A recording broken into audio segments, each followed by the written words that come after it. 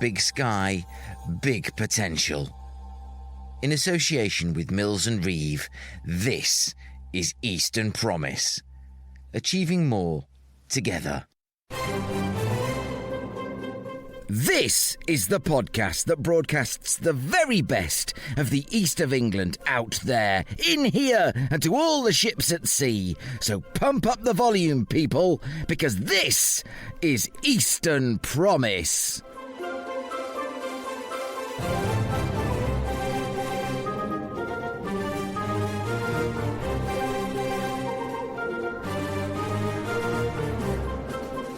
I'm your host, Mike Rigby, and this week we're at the most important STEM educational asset in the east of England, the Cambridge Science Centre. The centre has just published its strategic plan for the next 5 years, and I'll be joining Chief Executive Rebecca Porter to discuss her first year at the helm, the centre's outreach work, and the ambitious, dynamic and exciting plan that has just been unveiled. So join me now, if you will, for exploration, discovery and the drive to ensure Cambridge Science Centre's continued and growing success on this week's Eastern Promise.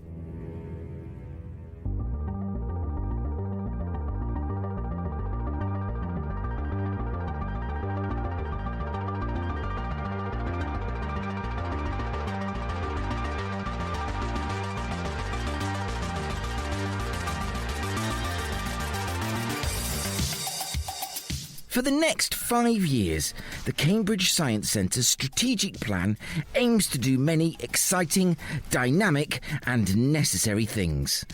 Foremost amongst them is the centre's drive to bolster the UK's STEM talent pipeline, ensuring that young people are enticed into STEM subjects as early as possible and then stick with those subjects for the long term. The strategy document also says much about the drive to make Cambridge Science Centre a national leader in science communication. An admirable goal, and one it is very well placed to realise.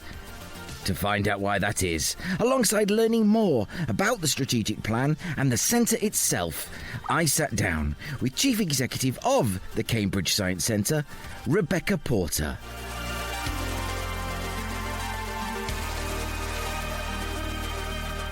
Well, I'm in here, one of the most exciting, colourful places in the east of England, and that is Cambridge Science Centre. And I'm here with 1 year in post, Chief Executive Rebecca Porter. Rebecca, welcome to Eastern Promise. Thank you so much for welcoming us into this wonderful facility. You're very welcome. I'm delighted to be here with you today. And not as delighted as we are that you are here with us today. I've got in front of me a copy of a very special document. It's your strategic plan 2026 to 2031. But before we dig into that, just tell anyone who doesn't know about Cambridge Science Centre a bit more about what you do here. Absolutely. Well, it's quite a story to tell, actually. So Cambridge Science Centre was founded originally in 2012. We started life on Jesus Lane. We had a space there that we operated. And then we had to leave that premise and took our show on the road. So we developed an outreach model, which has actually been a common and repeat thread throughout our story subsequently. So we spent about a year to 18 months on the road, touring around schools across the east of England. And then we arrived at a venue that we operated on Clifton Road, which is, for those who know Cambridge, is just behind the Junction Music Venue and Clip and Climb. There's an indoor climbing space. So we set up shop there and ran our centre for, we were there for a full year of operation before the COVID-19 pandemic. And then the world turned upside down, as we all recall. And again, we had to sort of reevaluate what we were doing and where we wanted to have a footprint.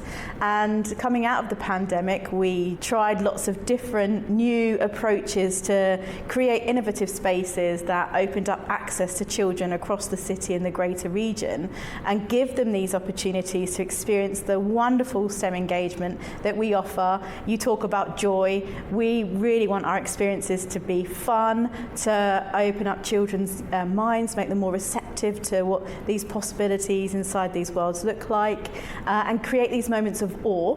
So we decided to host a couple of pop-up venues. The first one being in the Grand Arcade. Grand Arcade. I was thinking when you said it. In the city centre. Right in the Grand Arcade. Remember it well. And we were there. It was just a pilot coming out of the pandemic, because as an organisation we sort of recognised that the High Street in particular had suffered quite badly. High streets were characterised by empty shop units, and so we thought there's something in this. We know we're versatile. We know we can pop up in really creative and unusual places. So why can't we take some of our exhibits, our shows, our activities into one of these retail units and create a fixed-term science centre? So we had a conversation with the landlord of the Grand Arcade, who was very receptive to us going in. And what was a pilot in the sort of Christmas 21 became a sort of long-term partnership with them, and we were there for every holiday period for about 2 years subsequently. But that in itself started to provoke some interesting questions for us internally about how we can do more to reach children across the region who have the biggest barriers to this kind of engagement and opportunity. Because as a charitable organisation, that's what we really exist to do, to widen participation, increase diversity in STEM, so science, technology, engineering and mathematics. And we know that Cambridge has its challenges, absolutely, but there are also challenges across the wider East. In particular, the Fenland district is one of the most deprived regions nationally, which is absolutely heartbreaking. Children who live in that region suffer from a lower social mobility, lack of opportunity. And we know that there is a distinct lack of attainment at Key Stage 2, which is the age that we really work the most with. So it's that sort of 7 to 11 years old, when children are starting to think about what they want to be as an adult. They're setting their aspirations. In fact, aspirations are set even pre-adolescence in children. So by the age of 9, 10, children have decided whether or not they have an affinity with subjects like STEM, whether they see themselves inside these spaces. And the large majority of children don't. So somewhere around 70% of young learners at that really formative age have already decided that they don't want to pursue these subjects at GCSE or above. And the children living out in the Fenland district are disproportionately affected by these statistics. They see themselves as even further disconnected from these opportunities. So we thought, right, we've got this model, it's working really nicely in the Grand Arcade. We'd also done a pop-up in the Grafton Centre. How can we take this and scale it into the region? So we took our show on the road and we decided to visit 4 market towns out there. So we went into March, Wisbech, Chatteris and Ramsey, and were in each of those towns for 2 months at a time. So we did the same thing. We took over either a disused or underused space, tried to get it in as close to the centre of each community as we possibly could. And then we opened up the doors to the general public, but also to local schools, and offered them the opportunity to come and spend time with us free of any pay barrier. And that programme went on for 2 years. So we went back into the same communities to build on those relationships we'd already established.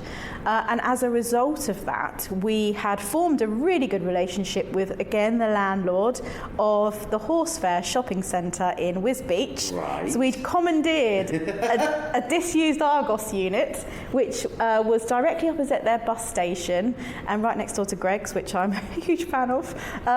And You sound like that wasn't intentional. no plug. And we took over this space and were there for 2 months. I won't say it was March last year. And in that period, we saw around 3,000 people. Really? So the landlord had obviously seen that this was working really well, not just in terms of the whole levelling up agenda and improving social mobility for young learners in the town, but it was also helping to drive footfall into their commercial space. And so as a result of that, they offered us the opportunity to stay in the town, in that particular unit, and we're still operating there 3 days a week, which is probably quite a well-kept secret, but it's I didn't know. It's a big focus for us. So we have this wonderful new facility in the Science Park, but we're also, operating a sister site on a Thursday, Friday and Saturday every week in Wisbech. So that's wonderful, and for us that really was the culmination of all of this sort of try new things. How can we innovate and continue to try everything we possibly can to be as valuable a resource as possible for as many young learners as possible. So yes, and now we're here in our wonderful, shiny, bright coloured, fun space in the Science Park. And this has been so hugely well received by the local community as well. I think I should say that for us, when we moved from our last premise on Clifton Road, we decided to come to the northeast of the city because we know that's where there are communities that have certain challenges, and we really wanted to be closer to those communities so we could bridge the gap between all of the wonderful and, quite frankly, absolutely fascinating research and innovation that's happening inside the Science Park, but not just here, across the wider ecosystem, and bridge the gap between that and those communities on the doorstep who don't have any understanding of what's going on outside their front door, never had a reason or an invitation to cross the road and find out. So we wanted to make sure that we could throw open these metaphorical doors and talk about all of this wonderful stuff that's happening, and certainly form a deeper and more meaningful relationship with those communities that need additional access and support. And so far, we opened officially in the summer of 2024 and have seen, I would say, it's approaching close to 40,000 visitors in that intervening period. So it's been hugely well received by the public and also by local schools. We're seeing great engagement with schools across the city and into Greater Cambridge as well. So yeah, it's been a really exciting period for us. Huge transformation from the early days on Jesus Lane to where we are now, but certainly feels like we've arrived in our spiritual home. Yeah, well, definitely. I mean, you almost sort of serving as a feeder for the wider park. And what I love about Cambridge Science Centre, that it's not just a case of putting up a sign and sort of pushing a button and something happens, but it sort of says, and this is the thing called do-da-do. You've actually got a facility where budding young scientists and engineers can actually make something happen, make it happen again, vary the conditions, do all the things that scientists and engineers do. And actually, because they actually, quite often, they're causing the effect themselves, it demystifies it in a way, and it makes those discoveries more accessible. And it's truly wonderful. I've don't know anywhere like it. Absolutely, and that's what we're really trying to do. We want children to play with the scientific method. We want them to come along, because all of our exhibits are designed for prolonged engagement. So what we absolutely do not want to happen is a child to come over to an exhibit, push a button, something happens, and that's it. Then the experience ends there. We want them to keep iterating. Like, as you've said, what happens if I do this? How does that change the outcome? And keep exploring, testing, hypothesizing, coming to conclusions. It's so important that children are exposed to these kinds of hands-on experiences at that formative age, when they're making when their neural pathways are forming and they're thinking about what they want to be when they're older. It's so important that you're helping them to expand their minds and be more open to opportunities. So yes, we do try very, very hard to craft these moments of awe. And we've actually done, and are continuing to do, a piece of work to better understand our impact. So that's really the holy grail for any charitable organisation operating. Can you say what the longer term outcomes are that you're delivering? And it's quite difficult to answer that, but we have developed a new theory of change. We call it our impact architecture, and we've been partnering with various academic bodies to help build the metrics that will underpin this. But if you think about it, it's kind of sort of three concentric circles, and we're looking at how Cambridge Science Centre influences the emotions, skills and actions with every child that we engage with. And it's a bit sort of Michelle Obama-esque. We've got this language around the outside that's very much I can, I do, I am. Because what we are trying to do is move children along a pathway where they become empowered and children have a sense of ownership over these subjects. This is something that feels relevant to me. I can now see myself inside these spaces, and I want to pursue this interest in whatever form that might be. And we have, with our emotions axis, which is the first one we've begun to interrogate, we partnered with the University of Bath's Department of Psychology. They've been leading the research, but it's looking at the role of epistemic emotions in a science centre setting, and that's the first time this particular type of emotion has ever been studied in this kind of forum. So it's quite a pioneering piece of research. But epistemic emotions really are things like awe, surprise, and we know that if we can create these moments, it changes a child's receptiveness to information. So where they may have been a bit sceptical or perhaps even slightly intimidated by a certain subject, or conversely just have no particular feeling towards it at all, we can change that and we can open them up to having a conversation. And we know that if we can cycle children through this pathway of awe, which triggers curiosity, they've seen something amazing happen. Well, how did that happen? What happened? I want to know.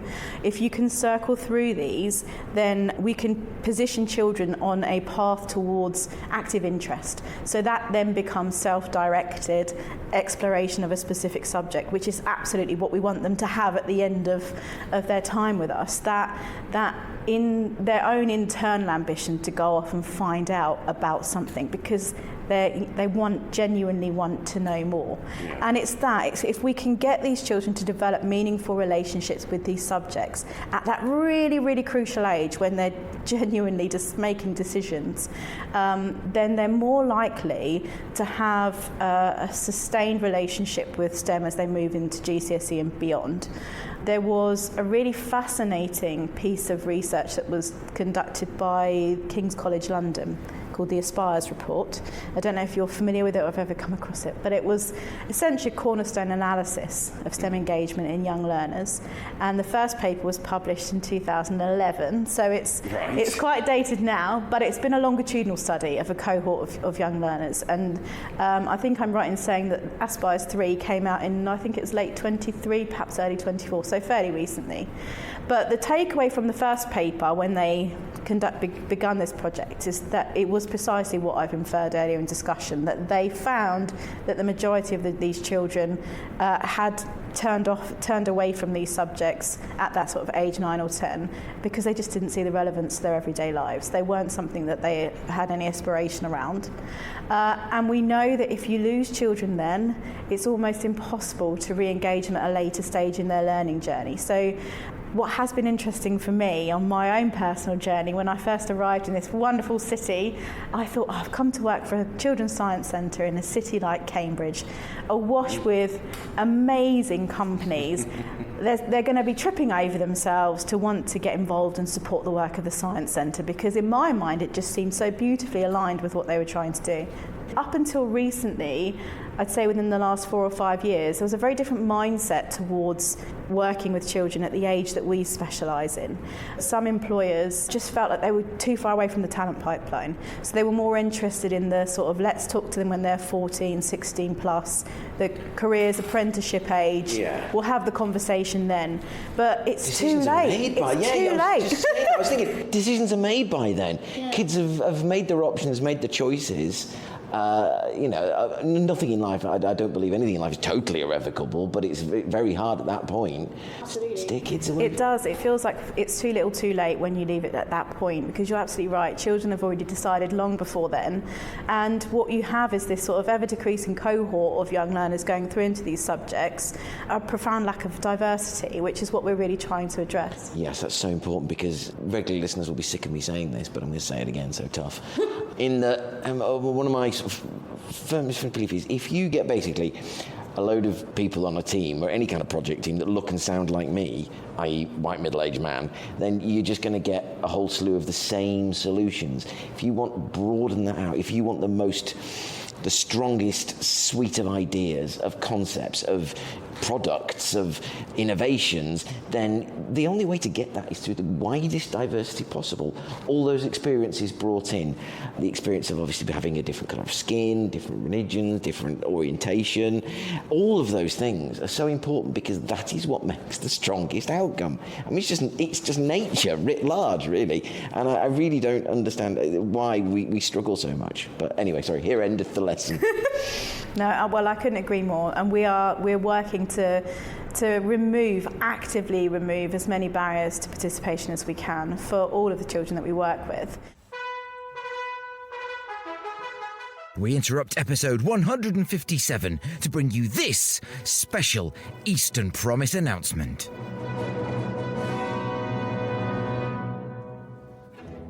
Are you doing something exciting, innovative, or quietly brilliant here in the east of England? Do you have a story, insight, or initiative that deserves to be heard by a thoughtful and engaged regional audience?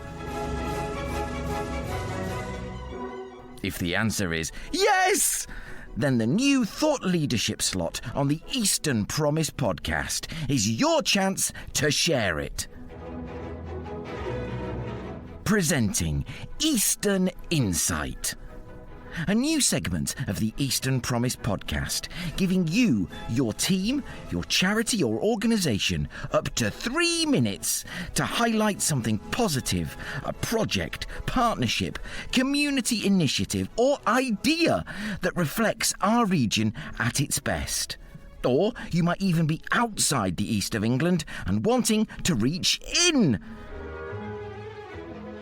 Naturally, your Eastern Insight will be as one with the values for which Eastern Promise stands: purpose, potential, and positivity. Eastern Insight is your opportunity to speak in your own words with clarity, warmth, and purpose about the work you're doing to make your part of the East of England thrive. Plus, you don't have to have my burble in the background. Oh, what?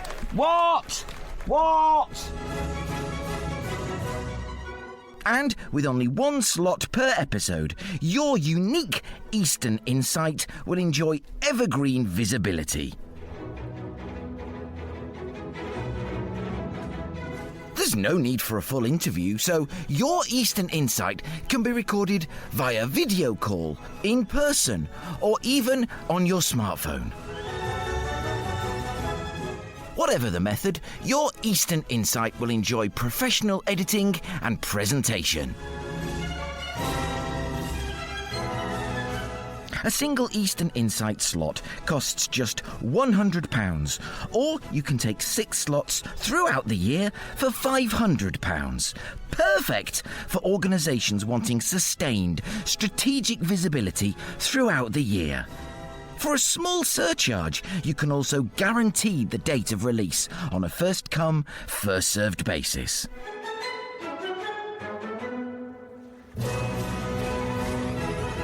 Email podcast@easternpromise.org.uk or get in touch via the Eastern Promise website, easternpromise.org.uk, and click on the contact button.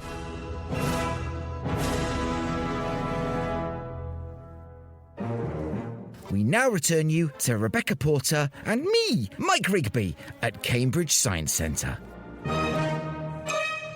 Just going back to the point about the Aspires report, so thinking about the most recent publication, so for reflecting on the fact that we know from the first one that children switch off very early, it was interesting that they'd gone back to this same cohort of young learners who are all now entering higher education or various other career pathways, and some of them have performed very well academically, so and have still decided not to select one of these subjects at university.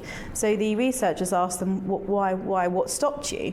And they all answered with a very similar response, which was, I did not form a positive emotional connection with these subjects when I was young, i.e. I didn't like them, they weren't fun, so I haven't bothered to pursue them as a result. And I feel like that's another reason why the work of the Science Centre is so important, because we add that fun. We can transcend the limitations of the classroom. I'm not taking away from teachers, they do a fantastic job, but they're so tightly constrained. Yeah, you're absolutely. a resource to them. So what we're trying to do is offer these opportunities for children to come in and have these really immersive, hands-on experiences with us that perhaps open their mind or allow them to think in different ways, that supports their analytical thinking, supports their creativity. All of these are transferable skills, not necessarily just requirements for pursuing a STEM career, but can be applied across all careers. And so, yeah, we really do see ourselves as supporting teachers in the classroom in that sense. And yeah, absolutely doing as much as we can to try and promote these young learners going into these various, frankly, fascinating careers that are available, particularly here in Cambridge. We know it's arguably the global epicentre for research and development. The technology, deep tech, life science, bioscience, everything that's coming out of this city it's absolutely cutting edge. And some of these technologies are just the children are so disconnected from them, and they have no idea what's happening and what that might mean for them. We really want to open up the region's successes and encourage all of these children to explore these pathways. So yes, I feel like our role is hugely valuable in all of this. You've got this fantastic new Cambridge Science Centre strategic plan for the next 5 years, and what is the key thing that supporters like Eastern Promise of the Cambridge Science Centre need to know coming out of this strategy? What's the kind of the fundamental lodestone of the strategy? So the key takeaway for this is that what we're trying to do is position Cambridge Science Centre as being best in class. Now, what does that mean? Best in class can be interpreted in lots of different ways. But for us, what we want to become is the baseline for other regional science and discovery centres to look to, because we know the quality of our content is as good as it can be. Our delivery, our engagements are as good as they can be. The understanding of our impact is as good as it can be. And so the other science and discovery centres look to us to help improve, refine their own engagement methodology, their own programs, and in doing so we become this, almost what I would position us as a centre of excellence or a training centre with a national influence. That Cambridge becomes this beacon for the best possible science communication, and yes, we can help to support the sector more broadly. That's a really exciting starting place, because I think it speaks on so many levels. First of all, you speak to the importance of location. I mean, yes, you've got out there, and you're still out there, and that is important. It's also important that young people can draw a visual straight line, as it were, from what I'm doing now to what's around me. And I think there are lessons there. I mean, obviously they're not easy for everyone to repeat, but there are lessons there in terms of just where you put it. When you've got you want to build these facilities, where they go, and that is so important as well. It really is a unique facility, but I'd say you probably are best in class already. But then East of England is my focus, and I would say that, wouldn't I? So tell me more. Tell me more about how you're going to build the offer of the Cambridge Science Centre to be best in class. Although I think you're pretty much there, so I won't worry about that. But how are you going to go about it? So we have these sort of 5 very specific goals that we're aiming to deliver in the next 5 years. They complement but are slightly separate from our physical footprint here in the park. So without saying too much, there is potential for us to consider what our footprint here looks like moving forwards, and perhaps have a new space, a new building that we can really influence from the ground up. So that's quite exciting. Is that kind of an early stage plan, or is it like, because we'll be listening to this after this has been launched. You've got the launch coming up, but people will hear this a couple of days after the launch. So is that kind of thing like, watch this space, plans are afoot, or is that like, this is what we want to do, now the work starts to do it? It's a little bit of both. Oh, right. Excellent. So there will be, certainly conversations will be happening in earnest towards the back end of this year about the potential for the physical footprint here. But the long-term goals for us over the next 5 years, or the goals, are really the first one is focusing around the impact side of things. So we need to continue to work through our theory of change to conclusion. And then I would absolutely love us to have some kind of white paper published as a result of that, because there is no one else inside the informal STEM sector that is genuinely able to articulate the outcomes, not just the outputs, but the longer term outcomes that they are facilitating. And once we've completed this piece of work and we've interrogated the different axes that we are measuring against and starting to embed all of this into all of the content that we're producing, it puts us way ahead of the curve. And so I would like to be able to be in a position where we're influencing best practice in understanding impact in the sector. One of our second goals is that we continue to work harder, work much more deeply in those communities that face the biggest barriers. So last year we took quite a bold step, and as part of an organisational restructuring that happened, we appointed a full-time community development officer. That's a brand new role for us, but it's a real signal from us that we're taking the importance of the work that we're doing in community enormously seriously. And as a result, this person, Katie, she's fabulous. She now goes out, sort of heat maps the city, builds relationships with various community groups, families that perhaps have different challenges, to try to better understand their perspective, their unique needs, and then we develop engagement opportunities for them that help to support those needs. Again, free of any pay barrier, because we know that by virtue of the groups that these organisations are supporting, they are likely to have the biggest barriers to this kind of participation. So we'll be doing much more of that here across the city, as well as in and around our Fendon footprint.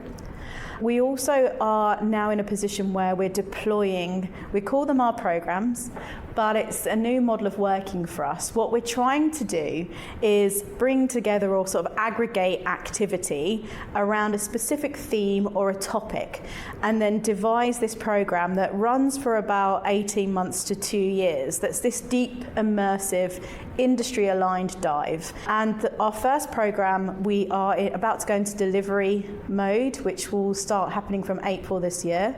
It's called Building a Better Future, and it's all about the built environment. And at the heart of that, so what we wanted to do was be able to speak to the hidden careers inside the sector. There's lots of innovation happening that we wanted to be able to highlight, but really at the very heart of this, it's about civic agency. So we know in Cambridge in particular, there's a huge amount of development happening, a lot more to come over the next 10 years. The children in parts of the city, in certain communities, just don't feel like they have a voice in that. They can't say what they want the city to look like, or how they want their community to look, or their school, or their home. So this is giving them the opportunity to have that input, but also to just understand what does the built environment sector even mean. You know, this is a phrase that we use, but will have no relevance to young learners. So we conducted a pilot study actually towards the end of the summer. We wanted to understand what that terminology meant to young learners. And as a result, we wrote this really comprehensive evaluation report, which then informed the framework for the wider programme delivery. We worked across various audiences. So we worked with school children, we worked with our general public audience, and we worked with some of our communities. And the public audience was quite interesting, because going into these exercises that we set, some of our parents actually had a lower expectation of what their children would interpret this challenge around than actually proved to be the case. So I think a lot of the parents are like, oh, I'm quite surprised. I didn't realise X, Y or Z would have that sort of understanding of so I think it's a really interesting evaluation report if you're interested in reading it, but it's over 20 pages long. Well, it's quite worrying in a way, because what you're talking about, the importance of the physical community, when we're all in danger of disappearing into digital ones and forming communities based on ideologies rather than actual place, geography. Because I think it's just awesome. You've got to see it to be it, and almost you've got to try it to buy it in this context. What is the journey going to look like to you, to your supporters, amongst whom I hope I can count myself, and your sort of partners and those you hope look to the model out in the country and indeed internationally, and also here in this city. Well, there was a question in there, I promise.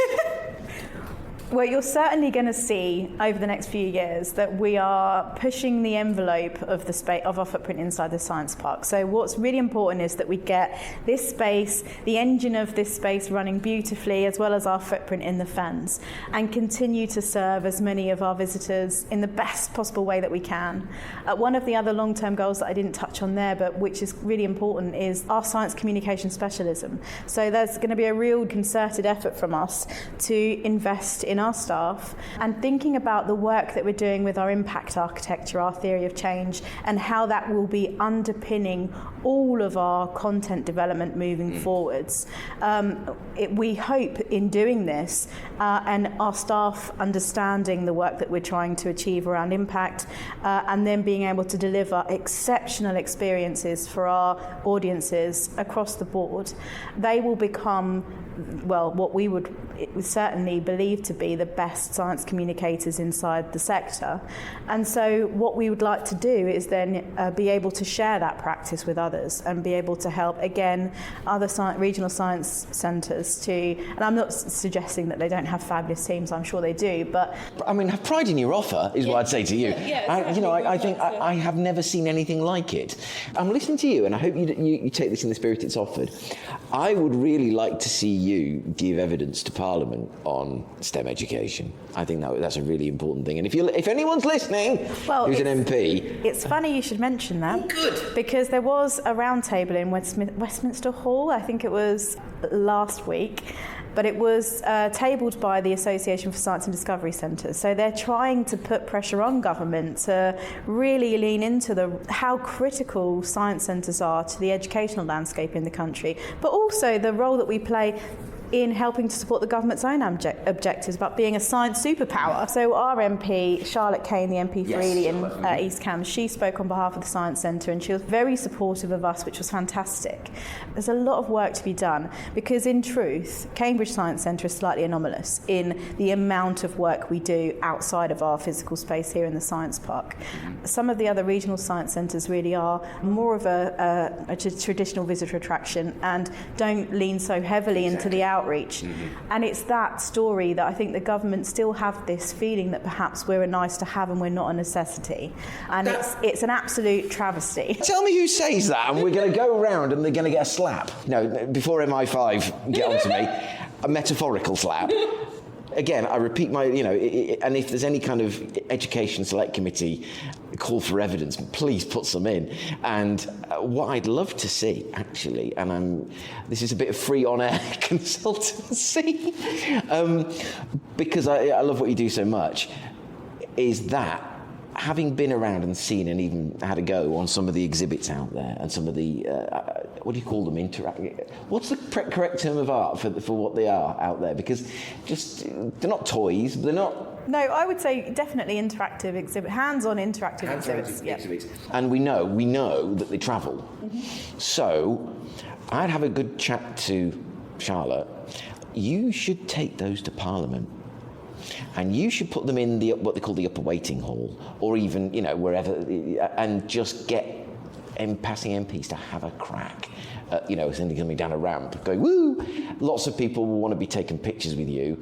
Your exhibits, talk to you, talk to the team, and really, get enthusiasm out that way. And, invite peers in. There's plenty of them around, and just, wow, how fantastic. Well, I would certainly be up for that.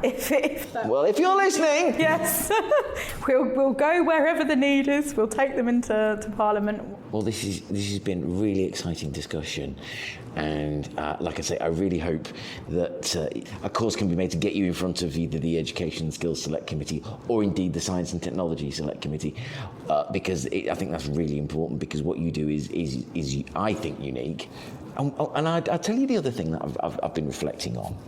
Is that the basics of science and engineering remain the same, until somebody discovers differently.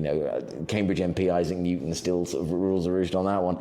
Engineering remains the same. So to do any of the grandiose things with tech, science, deep tech, all these things. I mean, we're stone's throw from Cambridge consultants. You mentioning deep tech, you need the basics, and they get that here in spades. Yeah. Absolutely get into the guts of the fundamentals of everything. Understand how it works, and the sky's the limit. This is going to seem weird because it will have already happened, but it hasn't happened yet. When you're listening to this, it's happened, but to you and me, Rebecca, it hasn't happened yet. So the very best of luck with the launch of this document. Thank you. If you're listening to this, go and read the document because it has been launched. And come here. For goodness sake, bring your kids, bring your grandparents, bring anybody, everybody, because it's such a place of joy. It's such a place of discovery. It does something that few other science and discovery centres do, in that it actually lets you experiment in real time with real science and engineering, maths and technology, and kids can take so much from what you do. It is magnificent. All power to your elbow, and for God's sake, please come and experience it for yourself, because I cannot do it justice otherwise. Rebecca, thank you. Thank you, and thank you for coming.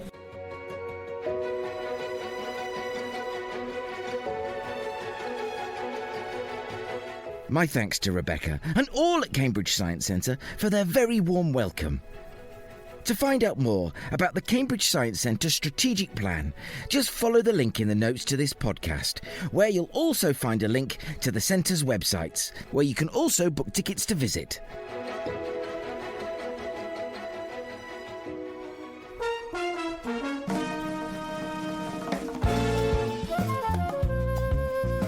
And that is it. That's it! For episode 157 of the Eastern Promise podcast.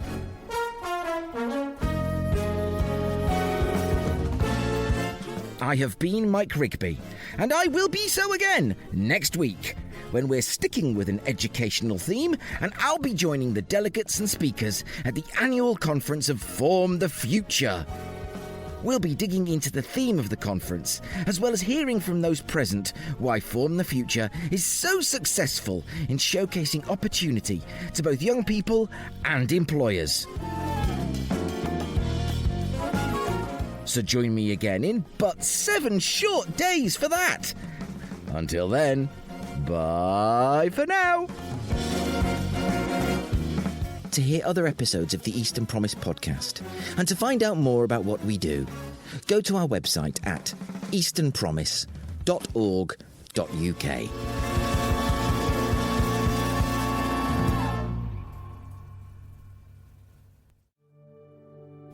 Eastern Promise is a Pudding Shed production in proud association with Mills and Reeve. Achieving more together.